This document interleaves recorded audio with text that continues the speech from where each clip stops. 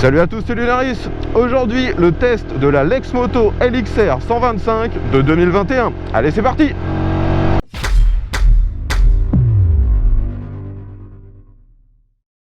Les amis, aujourd'hui un test un peu spécial car je teste pour la première fois une machine de la marque Lexmoto. Il faut l'avouer, c'est une marque que je ne connaissais pas et j'ai été contacté par le distributeur de cette marque en France qui a d'ailleurs fait le déplacement avec cette machine afin que je puisse la tester. Donc Lexmoto a actuellement une gamme en France essentiellement de 125 et vous avez dans leur catalogue d'ailleurs 3 sportives. Cette LXR, la LXR SE qui est une version un peu mieux équipée et la LXS. Aujourd'hui donc je teste l'entrée de gamme, la LXR. Et donc c'est une machine qui est motorisée par un monocylindre à refroidissement liquide. Celui-ci développe 12,5 chevaux et la moto est donnée pour un poids tout plein fait d'environ 165 kg. Elle est assez grosse, on a l'impression d'être presque face à une 500. Et d'ailleurs pour entretenir l'illusion, il n'y a aucune référence à la cylindrée d'inscrite sur la moto. La machine que j'ai aujourd'hui donc est strictement d'origine, il n'y a absolument aucune modification. Si vous désirez en tester une, elle sera exactement similaire à celle que je vous présente aujourd'hui. Alors tout d'abord, quand on prend cette machine en main, on est surpris par son gabarit. Elle est assez haute, assez large et clairement on n'a pas l'impression d'une fois de plus d'être sur une 125. Il y a juste la sonorité du moteur qui trahit un petit peu la cylindrée, bien que celle-ci soit quand même plutôt valorisante quand on est sur le ralenti. Ça fait un bruit un peu plus rauque que les 125 on va dire standard. C'est une machine à vocation sportive, donc forcément on a une position un petit peu basculée sur l'avant, mais finalement la position n'est pas si exclusive que ça. On a un guidon, vous le voyez, qui est au-dessus du T de fourche, ce sont des bracelets, mais ils sont placés de telle façon qu'on n'est que très peu penché vers l'avant. On n'est pas plus penché que sur un roadster sport. Le réservoir est relativement fin. J'arrive à bien placer mes genoux le long des flancs de celui-ci. Mais il est vrai qu'il y a une petite partie au niveau de la selle qui est un peu plus large. Et ça me fait un point de pression au niveau des cuisses qui n'est pas forcément très agréable si je serre un peu trop les jambes. Et cette position de conduite me donne la possibilité de prendre les infos autour de moi sans trop de difficultés. Forcément, je ne peux pas me retourner aussi facilement que si j'étais vraiment sur un trail ou une machine avec une position encore plus droite. Mais c'est plutôt pas mal pour une machine qui se prétend sportive. De plus, sur cette moto, on a les rétros qui sont pris sur le carénage et ça donne une visibilité vers l'arrière qui est plutôt pas mal. Là, j'avoue que je suis quand même obligé la plupart du temps de pousser mes bras afin de vraiment distinguer ce qui se passe derrière moi. Peut-être que c'est moi qui les ai mal réglés. Pour revenir sur l'ergonomie, vous voyez que quand je m'arrête, du haut de mon 1m70, c'est pas forcément facile de toucher le sol. Cette machine est vraiment grosse pour une 125. En termes de gabarit, elle me fait beaucoup penser à la Yozung GTR 125. Pour l'instant, la bonne surprise en ville, c'est que le moteur est quand même utilisable à assez bas régime. Là, en roulant normalement en agglomération, je dépasse que très rarement les 6000 tours. C'est plutôt agréable. On n'est pas comme avec certains moteurs où on est contraint de monter la machine quasi au rupteur en permanence, ne serait-ce que pour avancer aux vitesses légales. On sort maintenant de l'agglomération, on va voir si j'arrive à accélérer et à rattraper ce poids lourd. Donc je suis en 3e, j'accélère à fond. Le moteur se met à vibrer à partir de 9000.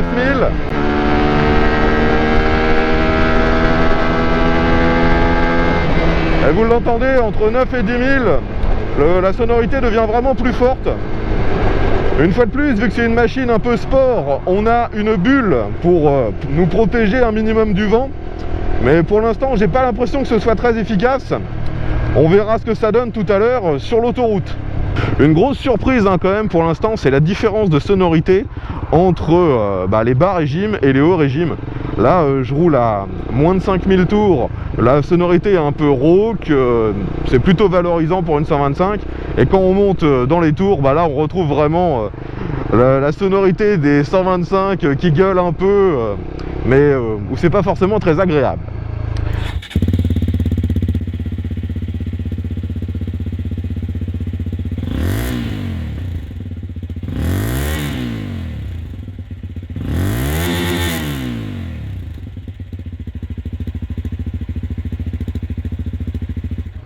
Alors me voilà dans un petit virage à basse vitesse. Alors il n'y a pas trop de difficultés forcément avec cette 125. La machine est au final plus facile que ce que sa fiche technique laisse suggérer. Parce qu'avec 165 kg, on s'attendrait à une machine un peu lourde et en fait ça se ressent pas vraiment. Comme d'habitude les amis, on va utiliser cette route afin de tester les capacités d'accélération de cette machine. Je rappelle que cette route n'est pas forcément suffisamment longue quand je teste des 125. Je ne peux pas atteindre les 100 km/h. Il y a uniquement les 125 qui ont le maximum autorisé pour cette catégorie, c'est-à-dire 15 chevaux et qui sont pas trop lourdes, qui arrivent à atteindre les 100 km/h. Aujourd'hui, je le rappelle, on a 12,5 chevaux, une machine un peu lourde, 165 kg. Voyons jusqu'à combien on arrive avant que je sois contraint de freiner. Allez, let's go! Alors comme souvent, avec les 125, faut pas hésiter à accélérer à fond. On voit que la zone rouge commence à 11 000, mais la plupart du temps, à 10 000, je suis déjà au rupteur. Et là, je suis obligé de freiner. Je suis monté à 85. Donc ici, on va essayer de faire un petit demi-tour. Je rappelle, vous voyez que du haut de mon 1m70, je touche pas forcément très bien par terre. Et en plus, j'ai les repose-pieds qui me tapent dans les mollets. Heureusement, ceux-ci sont sur ressort. Je peux les faire remonter si nécessaire. Mais pour les manœuvres, c'est pas forcément facile ou agréable. Je signale mon intention de tourner. Je braque à fond, l'angle pour une sportive est plutôt bon. Je maintiens la moto droite avec un filet de gaz. Voyons si j'arrive à rester sur la route. Ouais, ça passe tout pile. Je finis pile de l'autre côté de la route. Pour une sportive, c'est bien. Pour une 125, c'est pas forcément terrible. Il y en a d'autres qui braquent bien mieux que ça. On est reparti pour une accélération et ensuite on va se concentrer sur le freinage. Allez, let's go!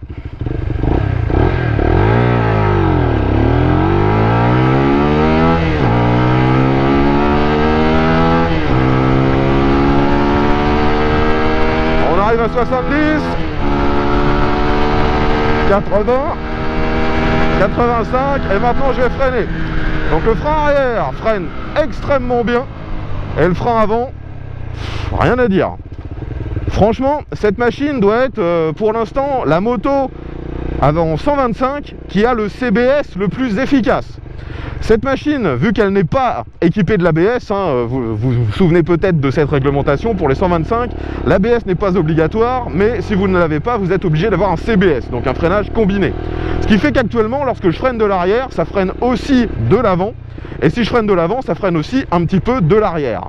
Et forcément, vu que logiquement, on commence notre freinage par l'arrière, ça assoit tout de suite la moto, et là, on sent bien en plus qu'il y a du frein à l'avant, ça a un bon mordant. Le frein arrière est vraiment excellent sur cette moto. Maintenant, un petit rond-point. La machine incite clairement à se déhancher, à se pencher. Elle est plutôt vive, hein. Sur cette machine, on a des pneus assez balèzes, assez larges pour une 125. C'est en 17 pouces. À l'avant, c'est un 110. Et à l'arrière, on a un pneu en 150. Ce qui, il faut l'avouer, est complètement surdimensionné pour cette machine. Mais une fois de plus, ça participe au look valorisant de cette moto. Ça fait illusion, on a l'impression d'avoir bien plus gros. Bon, tout à l'heure, je vous disais que la bulle était pas très efficace. J'ai été protégé par un poids lourd tout à l'heure. Et là, maintenant qu'il n'y a plus rien, je vous le confirme, c'est vraiment très inefficace. Il faudrait que je me penche comme ça pour avoir un minimum d'efficacité. Et cette position est juste insupportable. Concernant les commodos, cette machine est tout ce qu'il y a de plus standard. On retrouve les mêmes commandes que sur la plupart des machines de ces 30-40 dernières années. Vous avez bien sûr tout ce qui gère l'éclairage sur la gauche. On a un petit bouton pour les feux de détresse. Et sur la droite, vous avez démarreur coupe-circuit ainsi qu'un bouton pour allumer les feux diurnes. Le tableau de bord est constitué pour lui d'un gros compte-tours que vous avez vu qui n'est pas forcément ultra précis. Et le reste, c'est un écran à cristaux liquides qui est un peu incliné d'ailleurs, ça surprend au début. On a bien sûr la vitesse, on a l'odomètre, le rapport engagé, on a aussi notre jauge de carburant. Il n'y a pas de trip, c'est assez surprenant. D'ailleurs, il n'y a aucun bouton pour faire défiler les infos. En ville à 50, je suis souvent sur des rapports assez élevés, en 4, 5, et ça se comporte très bien. Là vous voyez, je suis à 30 en 4ème, je veux réaccélérer, ça repart tout seul. Il est plutôt efficace et assez souple, ce petit moteur. On va essayer de voir jusqu'où il peut descendre au niveau souplesse. Là je suis à 25 en 4 et ça reprend. J'ai passé la 5, 30 en 5, ça passe, 30 en 6, on arrive à la limite. Mais clairement, il peut descendre à 2500 tours. C'est vraiment bien pour un petit mono. Pour le moment, la boîte de vitesse fonctionne parfaitement bien. Et d'ailleurs, cette machine est avec une boîte 6 vitesses, ce qui est une nouveauté de ce modèle 2021, en plus du moteur qui est Euro 5. Avant, le moteur était Euro 4 et avec une boîte 5. Alors ici, je me retrouve dans une côte, je suis obligé de monter le moteur dans les tours.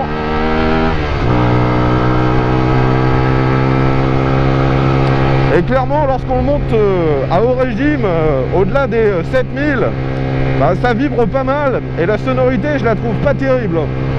Me voilà maintenant sur un petit Dodan que je vais prendre à 30 km/h. Les suspensions sont pas trop fermes, pas trop molles, mais on sent que c'est pas de la grosse qualité. À l'avant, on a une fourche classique qui n'est pas réglable. À l'arrière, c'est un mono-amortisseur en position centrale, bien sûr. Et celui-ci peut être réglé en pré-contrainte. Là, je vais de nouveau essayer de prendre ce Dodan, mais un peu plus vite, je suis à 40. Et ça va, ça encaisse encore pas trop mal. Je m'attendais à pire, franchement. Et je refais un petit freinage, le frein arrière fonctionne très bien, le frein avant est plutôt bon aussi. D'ailleurs, c'est surprenant de voir une 125 avec un double disque de frein à l'avant. Maintenant, me voilà dans une succession de virages, on va monter un peu le moteur dans les tours.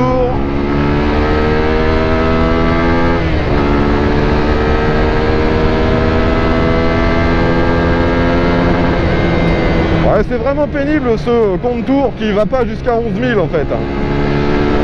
On se retrouve en rupteur sans s'y attendre. Sinon la moto est plutôt vive. Elle incite clairement à se déhancher. Je vous l'ai dit, les pneus sont un peu larges. Et c'est des pneus chinois, c'est de la marque CST. Une marque qu'on retrouve assez souvent d'ailleurs sur les motos qui viennent de ce pays. De nouveau un petit freinage. Ouais, le frein est vraiment bon. Alors j'avais oublié de le préciser, mais le levier de frein est réglable en écartement. Par contre, le levier d'embrayage, lui, ne l'est pas. C'est un peu dommage. Alors ici, on réaccélère à fond, on essaie de remonter au maximum autorisé.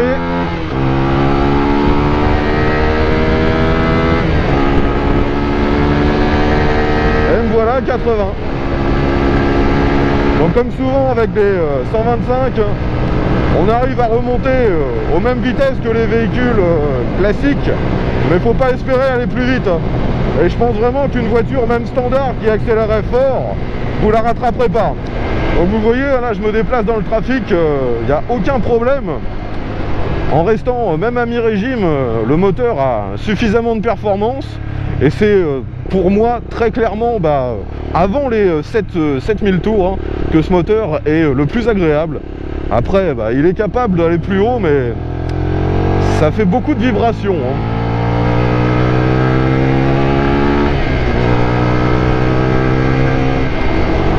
Allez, on arrive sur le passage difficile pour les 125, l'autoroute.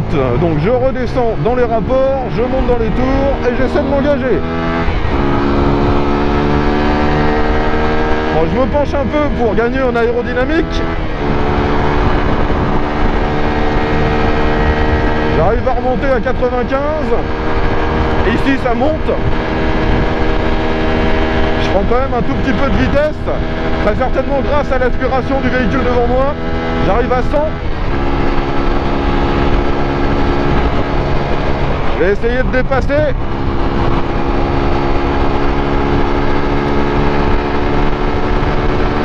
Maintenant je suis à 105, 110 et 115 dans cette partie qui descend très légèrement.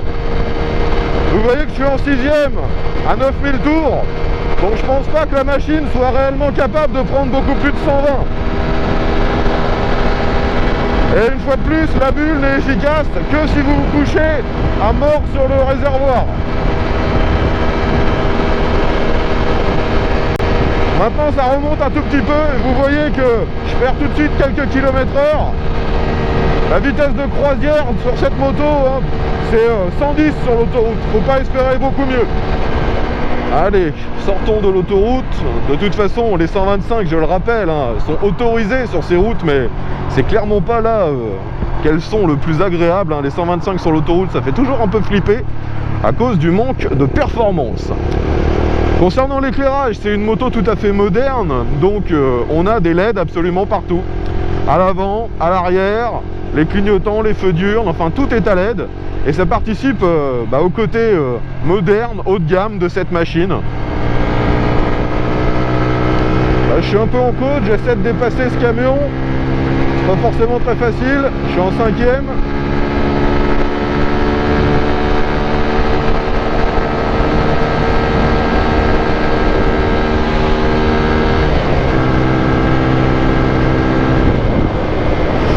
Bon bah franchement les amis, au niveau dynamique, c'est tout à fait standard on dira. Ça reste une petite 125 un peu lourde, mais sinon il n'y a pas grand chose à lui reprocher. Les suspensions sont bien dimensionnées, les freins sont très bons, donc ça passe sans problème. Maintenant, parlons un peu des autres aspects de cette machine. Tout d'abord, au niveau des rangements, vous pouvez bien sûr démonter la selle passager et vous tombez sur un emplacement qui est malheureusement réduit à quasiment rien.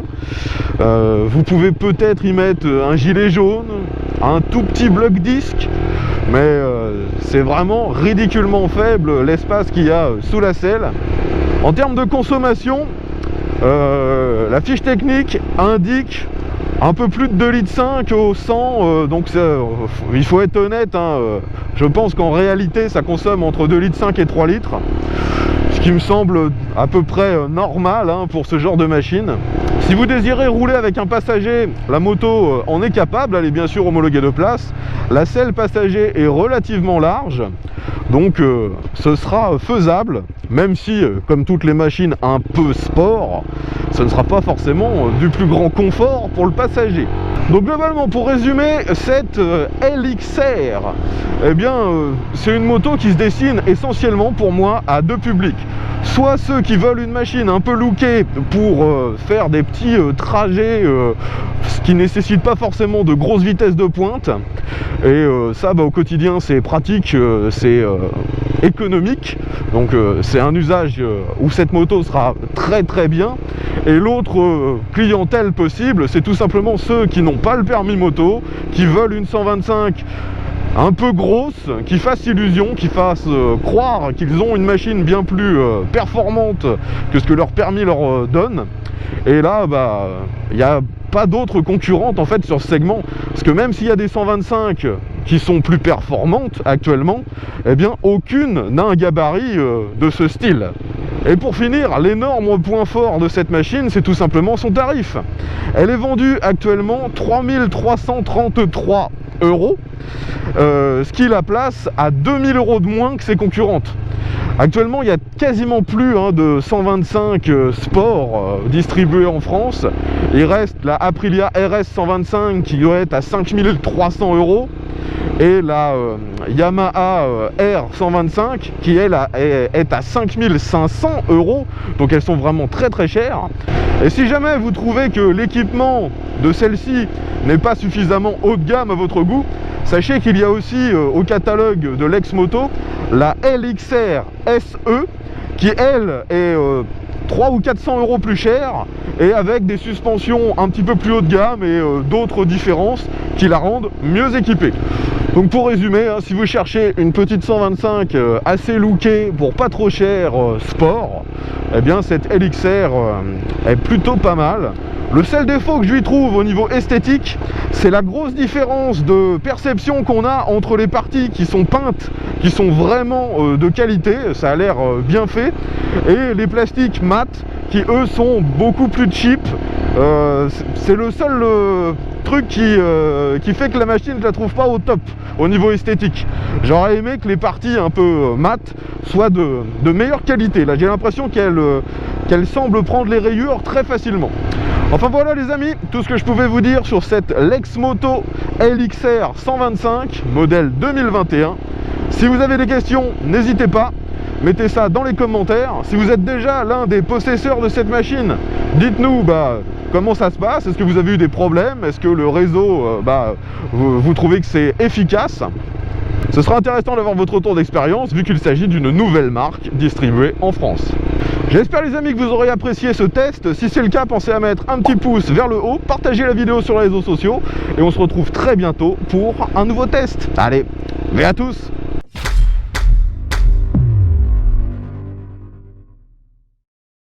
Au niveau finition, ce que j'apprécie vraiment le plus, c'est la couleur, hein.